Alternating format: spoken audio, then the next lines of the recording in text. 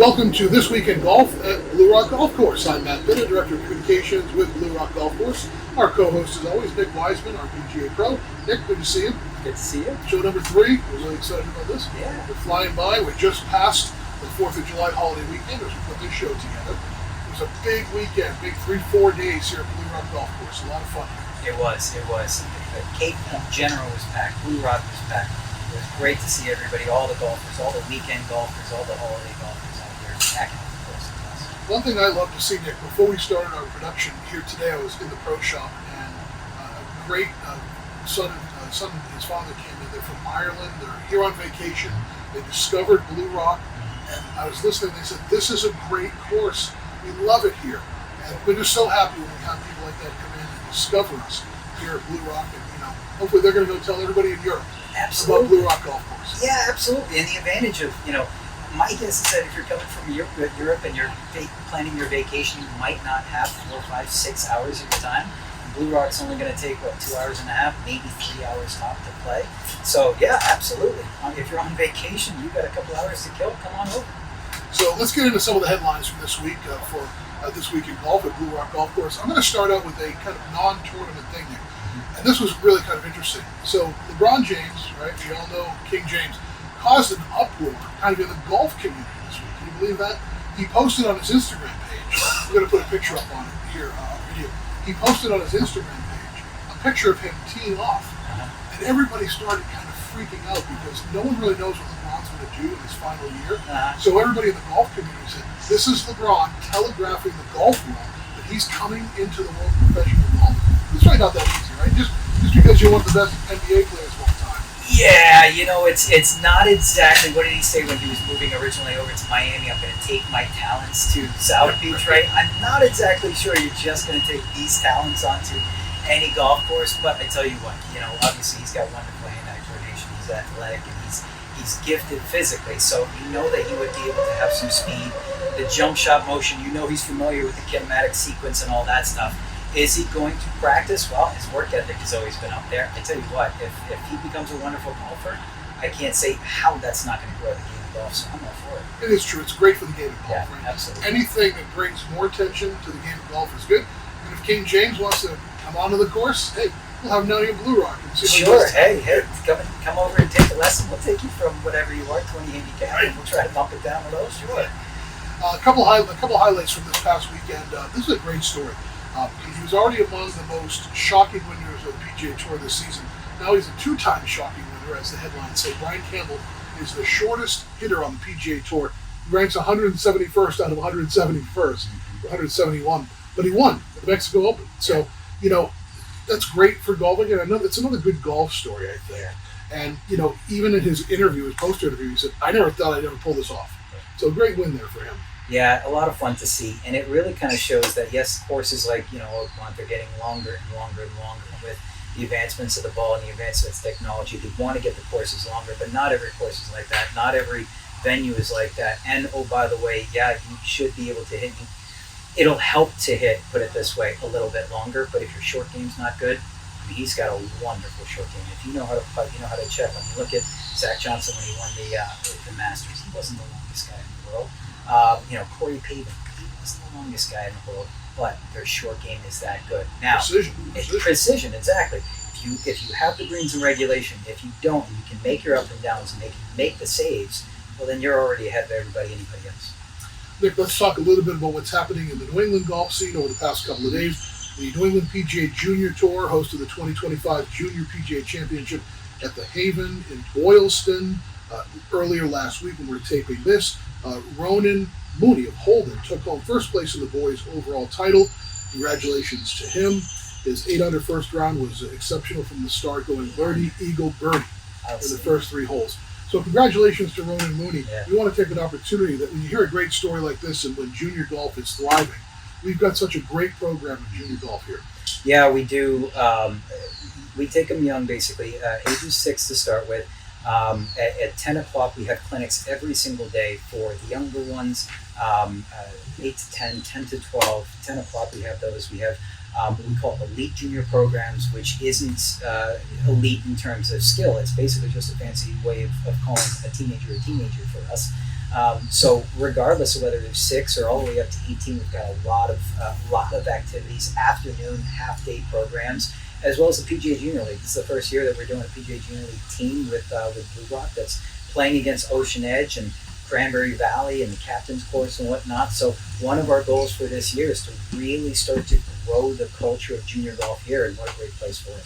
Let's congratulate Ronan. He's now heading to the National Junior PGA Championship in Indiana. So very cool. I hope he reps well for Massachusetts. Absolutely. Right? I tell you what, you start, what'd you say, Eagle Birdie, Eagle Birdie, yeah. Oh my gosh. Right? Absolutely. That's awesome to see. And we want to congratulate Caitlin Doe of Newton. She was first in the girls' overall division. She shot a combined 5 over, 73-76. So she had a really great consistent round, too. Absolutely. Elsewhere across New England golf this week, Nick, the New England PGA hosted the Boston Common Golf Pro-Am at Oak Hill in Fitchburg, and the Kernwood Country Club team led by PGA professional Frank Dully took home first place. I'm not familiar with Oak Hill. Have you ever played up in Oak Hill in Fitchburg? I've never played it. I know of it. I hear wonderful things about it, but I don't know the layout of Oak Hill. Let's talk a little bit now, turn our attention back to the pros. Interesting story that came out this past weekend from Max Homa. He said that he himself said he may desperately need a break. He said he's having one of the toughest seasons of his career, the former world number 5. He's only made 8 cuts in 16 starts and only 1 top 25 finish. Admitting, quote, I haven't had a very fun year and a half, or a very fun year and a half. So I thought this would be interesting to get your comments. For the golfers who are watching us, this is a PGA Pro in top flight, ranked golfer. For the casual golfer, right? Sometimes your game just isn't where you want it to be, and you can get frustrated. It sounds like Homa's getting a little frustrated.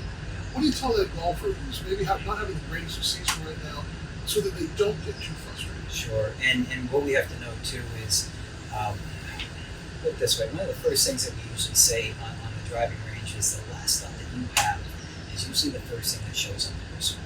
So let's put it, I mean, golf is so cerebral in the sense that if you're not having a good day, a good week, a good year, right, it will show up in your golf game, right? What the mentality is of that game, not only are you practicing, you're trying to put that repetition and all that stuff, but sometimes either your body's not there or your mental's not there. A small, real quick story. I was fortunate enough to travel a lot in my days when I was working for men teaching golf for them. In 2015, I was over at, 2005, I was over at Morocco. And Morocco, as a 20-something-year-old kid, was a big change in culture and trying to figure that out, right? My game, I can tell you right then and there that year was horrible. One, because I just wasn't comfortable in my skin. I wasn't comfortable with who I am. That's almost a very cerebral player. He's very in tune with his feelings and his thoughts and things like that. And when you feel just not there, that's going to show up in your game, especially at that level.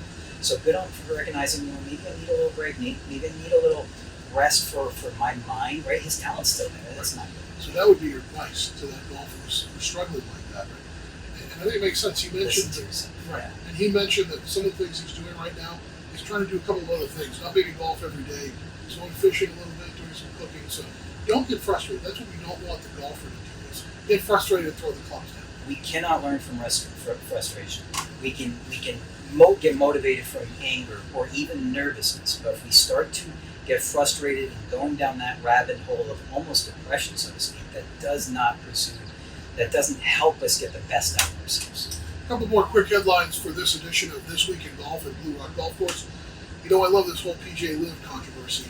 And so this weekend, Patrick Reed won the Live Golf Dallas. And afterwards he said, I want Ryder Cup consideration. Yeah. A lot of golf experts say, no, not really going to happen yet. You still have to maybe prove yourself. Yeah. So this whole Live PGA thing is even continues to fester here and there. But, what happens when a person like Patrick Reed says, well, I just won this event. I need to be on the Ryder Cup team. Yeah.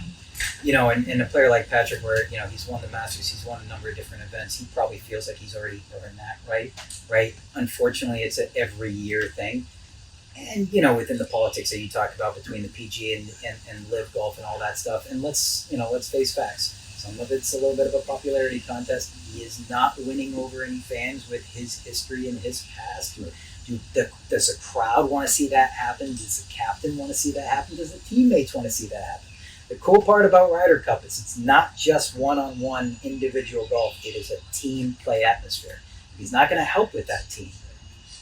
should he be on that team? Yeah, and you know what? A lot of it still goes back to this rivalry. One of the critics I read, one of the blogs, said that joining Liv probably wasn't his best move. So some of these players are still getting punished, if you will, for that move to Liv. So. Sure, and certainly personal decisions and whatnot. I wish him luck, and he's a heck of a player. We all know that, but is he the best candidate for that team? We don't know.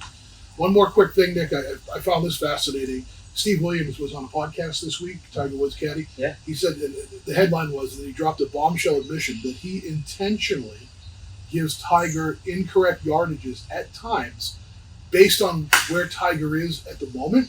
He said sometimes if he's just running so hot and his aggression is kind of over the top, he literally will not tell him the correct yardage based on that. And Tiger said, keep doing it because it works, right? So people forget, especially at that level, how much the caddy really matters. Oh my gosh! So not only just the relationship of the caddy and the information that you give, but I mean, we were just talking about Max Homa. Max Homa is reliant on his caddy, just like all golfers are, to have that communication, maybe to amp us up when we need that amp up, right? Or to tone us down when we need to, right? In his case, in Tiger's case, maybe to get another mental challenge going in the head, because all of a sudden, who knows, maybe he's starting to get a little lackadaisical here or there. They're tricks to the trade to help us do all that stuff, which is cool. And Nick, a lot of headlines in golf this week. This week here at Blue Rock, we've got a great course today as we're putting our show together here today, right after the weekend. People can see the course is in great shape. So we've got a big week of lessons and clinics going on this week. Yes, sir. Plenty of time to get into this one, too, right? Oh, absolutely.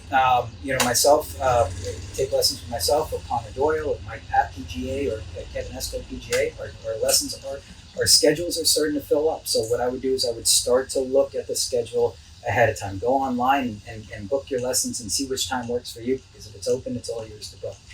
As far as the golf course is concerned, right, we're in wonderful condition. The afternoons is we're finding that we're shooting a little slower this year compared to years past. So come on over. The afternoon's open for us. Nick Wiseman, always great to see you, and have a great week of golf yourself out there. Thank you. Appreciate that. A lot of great headlines. Thanks for being with us on this week's edition of This Week in Golf at Blue Rock Golf Course. Nick Wiseman, I'm Matt Pitta. Have a great week on the course.